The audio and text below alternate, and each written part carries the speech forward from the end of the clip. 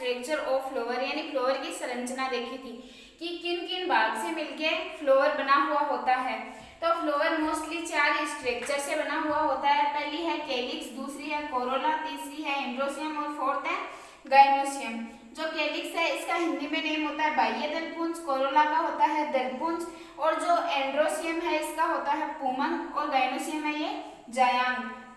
जो calyx part है, calyx part का मोस्टली क्या काम होता है? कैलिक्स है वो जब फ्लावर है वो बड स्ट्रक्चर में होता है या कलिका अवस्था में प्रेजेंट होता है तो उसको प्रोटेक्शन प्रोवाइड करता है यानी उसकी सुरक्षा करता है। ये काम किसका होता है? कैलिक्स का।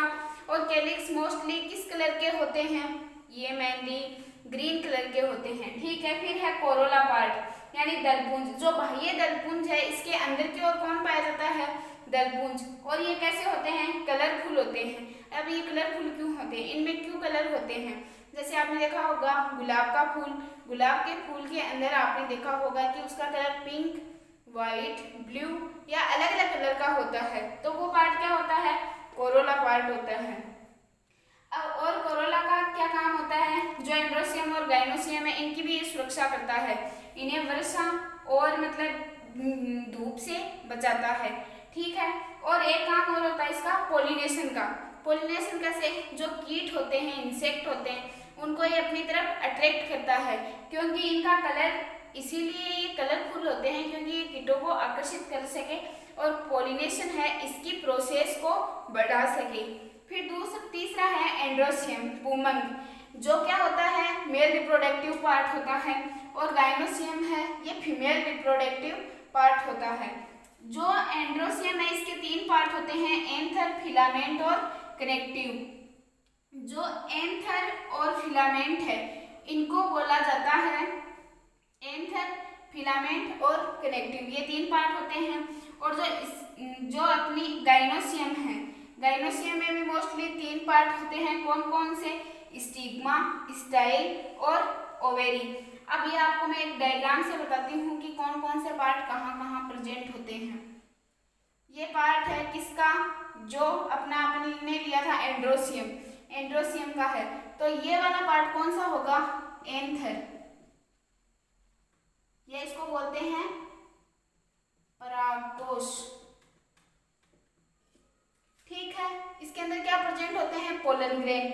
जो परागकोश होता है या एंथर होता है उसके अंदर पोलन लोब्स पाई जाती हैं, पराग पालियां पाई जाती हैं, और उन पराग पालियों के अंदर किसका डेवलपमेंट होता है? पोलन ग्रेन का। ठीक है, इस पार्ट का नाम है कनेक्टिव। कनेक्टिव यानी हिंदी में बोलते हैं इसको योजी। और ये जो एक थ्रेड लाइक यानी धागेनुमा स्ट्रक्चर आपको दिखाई दे रही है इसका नाम होता है तंतु, या इसको इंग्लिश में बोलते हैं फिलामेंट। फिलामेंट। ठीक है, तो एंथ किसको बोलेंगे? एंथर एक पालीनुमा स्ट्रक्चर होता है इस टाइप से। इसको यहाँ से कट करेंगे तो कुछ इस टाइप की स्ट्रक्चर दिखाई देगी आपको, और यहाँ पर क्या प्रेजेंट होते हैं इसके अंदर? Pollen grain. जब अनुकूल परिस्थितियां आती है या फिर ये वाटर के संपर्क में आता है तो ये वॉल है जो टेपिटम और एपिडर्मिस है ये टूट जाती हैं, और जो स्पोर है कहाँ? बाहर चले जाते हैं, यानी पोलन ग्रेन है ये बाहर चले जाते हैं। ठीक है, फिर कनेक्टिव किसको बोलते हैं? कनेक्टिव बोलते हैं जहां पर फिलामेंट और एंथर एक दूसरे से जुड़े हुए होते हैं, उस संरचना को बोला जाता है कनेक्टिव। और जो एंथर के नीचे एक धागेनुमा स्ट्रक्चर होती है उसको बोला जाता है तंतु। फिर आप एक और देखो, जो कैलिक्स और कोरोला है इनको बोला जाता है वृद्धि या फिर सहायक अंग। क्यों? क्योंकि ये रिप्रोडक्शन में, प्रोटेक्शन में, इनमें इन सब मेथड्स में क्या करते हैं? हेल्प करते हैं। ठीक है, एंड्रोसियम और गाइनोसियम है इनको क्या बोला जाता है? जननांग या रिप्रोडक्टिव ऑर्गन। जननांग क्यों बोला जाता है?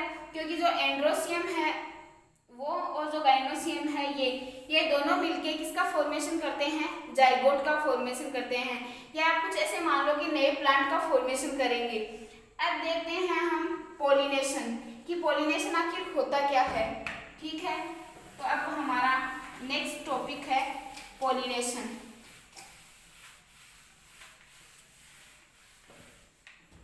अब हमारा जाएगा पोलिनेशन, या हिंदी में इसको बोलते हैं परागण। परागकण, एक होता है परागकण, परागकण या इनको इंग्लिश में बोला जाता है पोलन ग्रेन। यानी जो पोलन ग्रेन होते हैं वो किसी प्लांट से, ये मानो किसी प्लांट में ये कोई फ्लावर है कुछ इस टाइप से, एक फिर ये दूसरा फ्लावर है, तो जब इनके परागकण यहाँ से दूसरे प्लांट की या दूसरे फ्लावर की जो स्टिग्मा है, एक तो इस मेथड से जा सकते हैं कि एक तो दूसरा फ्लावर है, ये पहला मान लो, ये दूसरा, कि एक प्लांट के फ्लावर हैं वो दूसरे प्लांट के फ्लावर हैं, ठीक है। तो एक प्लांट के जो पोलन ग्रेन होते हैं वो दूसरे प्लांट की स्टिग्मा पर जाकर गिरते हैं या वृत्तिकाग्र पर जाकर गिरते हैं, उसको तो बोला जाता है क्रॉस पोलिनेशन। और एक होता है कि एक ही पेड़ पर ये दोनों फूल लगे हुए हैं, या कुछ ऐसे मानो कि यही फूल है, इसमें ही तो एंड्रोसियम प्रेजेंट है और इसी पर क्या है, गाइनोसियम प्रेजेंट है, ठीक है। तो इसी के जो पुंकेसर या इनको मानो पोलन ग्रेन है वो इसी की स्टिग्मा पर गिर जाए तो इसको बोलते हैं स्वपरागण। और पोलन ग्रेन क्या होते हैं, जो एंथर है उसके अंदर जो परागकण है, या जो ये मान लो ये आपका क्या है एंथर, एंथर को यहाँ से कट करेंगे तो यहाँ पर क्या प्रेजेंट होगी, लोब्स यानी पालियां पाई जाती हैं, उन पालियों के अंदर क्या प्रेजेंट होंगे, परागकण। ये तो होते हैं परागकण। और परागण का मतलब होता है जब परागकण एक प्लांट की या एक फूल के या उसी फूल के, ठीक है, उसी फूल के परागकण है वो दूसरे फ्लावर पर या उसी फ्लावर पर जाकर गिरते हैं तो उनको क्या बोला जाता है, परागण। उस प्रोसेस को क्या बोला जाता है, परागण। तो जो परागण है ये मोस्टली 2 टाइप का होता है, एक तो होता है स्वपरागण, एक तो होता है स्वपरागण या इसको इंग्लिश में बोलते हैं सेल्फ पोलिनेशन, ठीक है। फिर दूसरा है अपना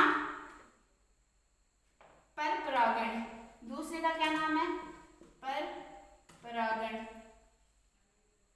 परपरागण को इंग्लिश में बोला जाता है क्रॉस पोलिनेशन, ठीक है।